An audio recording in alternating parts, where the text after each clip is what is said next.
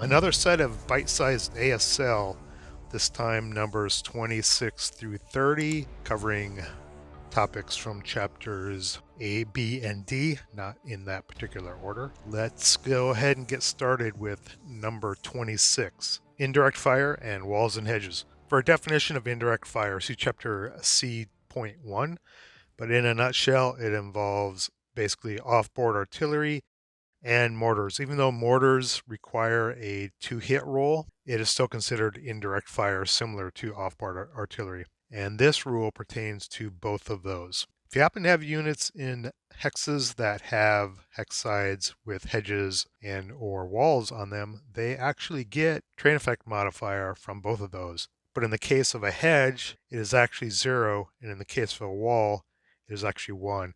Because for indirect fire, those two hex side tem is reduced by 1. But just by the fact that you have a hex side, at least one hex side, having that terrain type, you do get the terrain effect modifier from it. And it does not matter which direction that indirect fire comes from.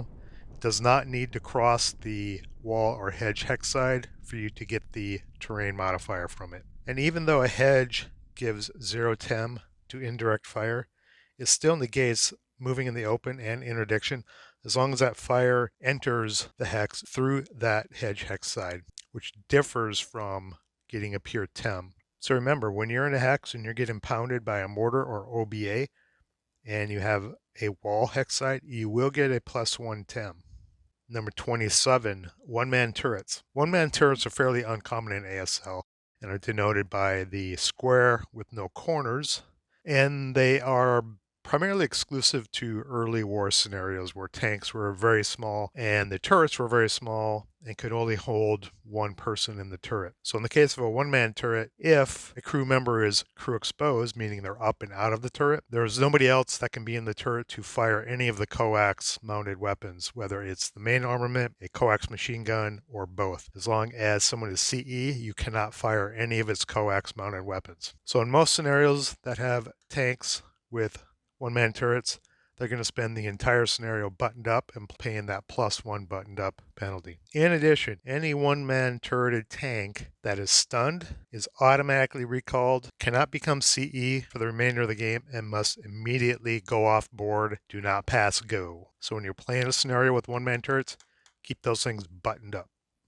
Number 28, concealment and target size modifier. Let's say we have this anti-tank gun in the woods that's concealed here. It has a small target modifier denoted by the white circle behind the manhandling number. If this anti-tank gun is fired on by a unit requiring a 2-hit, if the size modifier turns a hit into a miss, the gun does not lose its concealment. It remains concealed.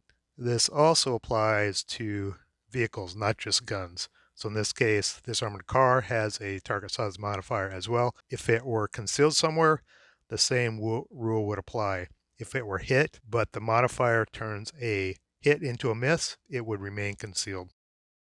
Number 29, vehicle bypass movement and movement point announcement. Let's say this Panzer IV needs to get over the hill. It would rather bypass these woods along the W5, W4 hex side than pay the 5 to go up the hill and then go back down the hill. But before it can attempt bypass movement, it needs to announce it and announce the expenditure of the movement points before doing so. And the way you check to see if you're able to bypass a hex is, this would be tricky, you lay a counter edgewise, and the thickness of the counter is how much space you have.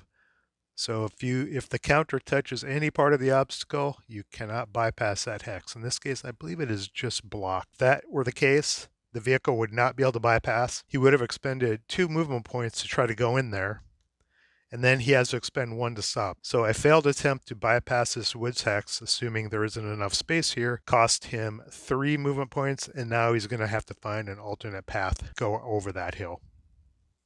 Number 30, hold down maneuver attempts during setup. Not only can you do hold down maneuver attempts during the course of play, you can actually do them during setup before play even begins. To do that, you do a normal hold down maneuver check, roll 1 die, and depending on the die roll, you will get either 0, 1, 2, or 3 crest lines where you can place a hold down counter. Now, depending on which hill hex and how many crest lines you have, that'll dictate the maximum amount of hold down hex sides you can claim. In this hex, they can only claim 2 hex sides of hold down.